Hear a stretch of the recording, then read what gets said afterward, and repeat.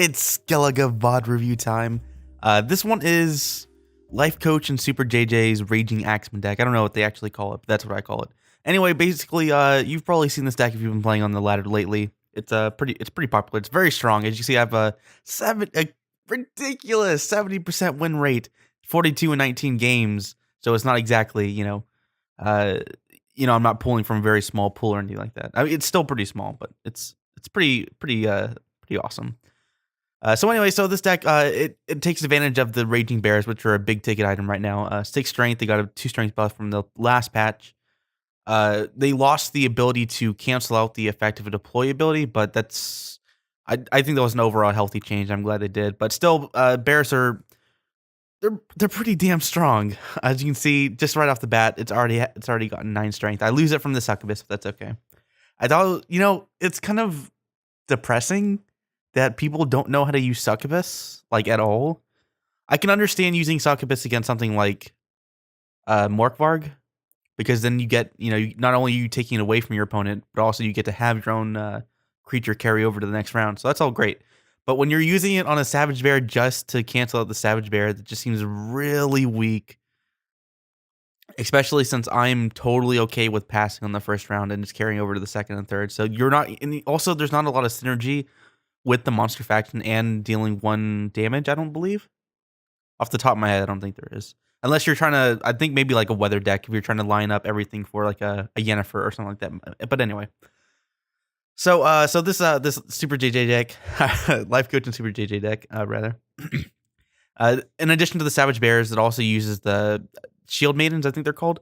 And the Shield Maidens, of course, you summon it, you hit something that's damaged, you summon another one, you do 2 damage, and you do that 3 times. It adds up. It really adds up really fast, especially in the late game. Or when I say late game, I mean round 3 when they're 5 strength each. But also but also for your Raging Axemen, which gets a point of strength every time one of these hits, which is at least 3 times. And also the 2 damage is nothing to sneeze at. I was never really sold on the Shield Maidens before, but I think with the Axemen and not just the Savage Bear alone, or not just the Dectany alone, I think that's where the power really comes in. Because keep in mind, you can only use this combo once, and if you don't use it at an opportune time, then you're just wasting your time, I think. But if you mix it with the Axemen and then all the other synergies that come with the Axemen, then you're getting somewhere. That's where I think this deck is so strong. And also you have a lot of weather effects like this, the Silver Weather effect, which is really nice, especially against monsters. I think like you can see it's 17-3 against monsters. So this deck is pretty crazy against monsters. And also a really big win condition is in the,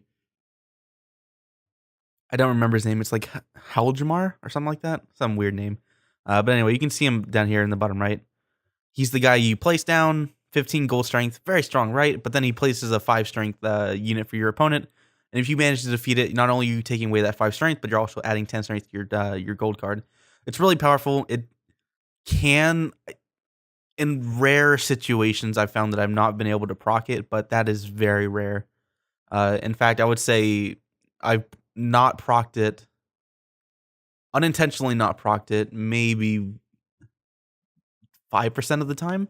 So it's really rare, but that's good. You want it to be rare. It's a very reliable combo, especially since I'm running, not only is it like all the weathers and the Savage Bears and the Shield Maidens, but also there's things like, I don't remember the name off the top of my head, but it's the guy you discard a card from your deck and damage something. And also, you combine this with the combo synergy with the Skirmisher, I think his name is. No, it's not the Skirmisher. It's this really sucks that how all these cards have such weird names. It's hard to cut. The one that gets resurrected when it's discarded. So there's a lot of combo synergy all across this deck. I think this is actually one of the most fluid and fun decks that I've played so far in the open beta. I'm trying to think. Like, I really like discard Queensguard, but it was sometimes lacking in power. I feel like this deck has just the right amount of combo-iness with the Axemen and weathers and stuff like that, but also still being relatively straightforward with stuff like Haljamar, whatever his name is, and just having a very strong base power with like Savage Bears, which really helps as the game goes on. And you're combining this with all the different synergies. It's just incredible. But anyway, the point of this VOD review was just to take a note of the power of Donar on Hindar. So Donar on Hindar is the silver. He's like what does he start at? Like 6 strength unit for Skellige. What he does is, you place him down on the, I think, range throw, and you. But real quick, so I renewed his Igni and took out his own unit. It was pretty cool. Renew is also really interesting because I've been finding there's a lot more of it lately, which is really weird because I feel like before this most recent patch, Renew was never run, but now it's being run all the time. So there's Donar and Hinder right there. So I just I got two. Let me just finish up this thought process before I get into Donar and Hinder. So Renew, my mic is falling a little bit. Donar and Hindar is really cool. I mean, Renew is really cool because you can not only take away your opponent's win condition through something like my Helgemar, a 15 strength Helgemar right there, or I can, expand my possibilities by also taking my opponent's gold card. So like you just saw there, I just use Igni. Possibly there's a better option there, maybe with like Succubus, but I didn't feel like I really needed it. I just wanted that fast tempo to get this game going and win the round. If I played Succubus and he didn't do anything and then passed, I would have had to play an extra card as opposed to playing more towards what my initial goal is instead of this very specific heavy swinging thing. I didn't need to do that. I didn't need to go that far. But anyway, so Renewal looks really cool. I'm probably going to have a more specific video about that on Gwent Academy series. But anyway, back to Donar and Hindar. So as you can see, Donar and Hindar, I locked his unit, so it takes away his resilience. Just that alone, just that silver, 6 to 8-ish strength, whatever card, as a lock unit is so. I just love it, man. Even if it didn't have this next effect, I'd probably still play Donar and Hindar. But the second effect, this is the part that really is ridiculous. That makes, I think, this card almost broken. I think they could probably reduce the strength back a little bit. But what he does is he takes a bronze unit from your opponent's deck and discards it into your discard pile. And I don't know if you saw this. Let me replay this real quick.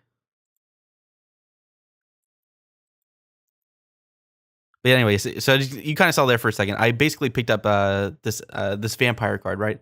So it's like, whatever, it's the 3 strength. Who cares about that? But you got to keep in mind that vampire card also has resilience, right? So that Ekimara is in my graveyard. I'm going to resurrect it instead of one of my other cards because I recognize that it has that resilience and I can eat my own high strength unit to carry it over to the next round. So that's part of being flexible in these kind of games where it's important to have knowledge of the cards that are being played.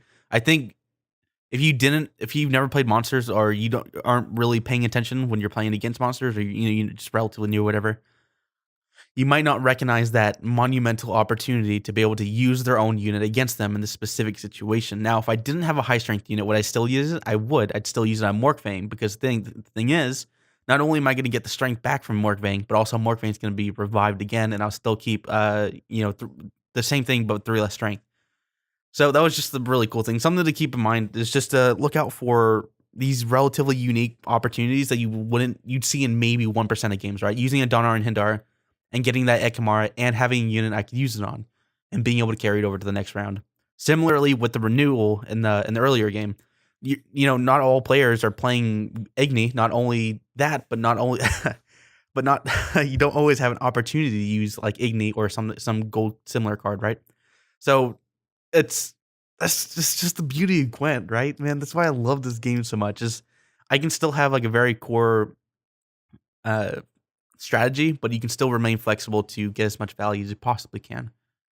And it just takes a little bit of a knowledge of experience, a little bit of knowledge of the cards. It's not all that big, like right there.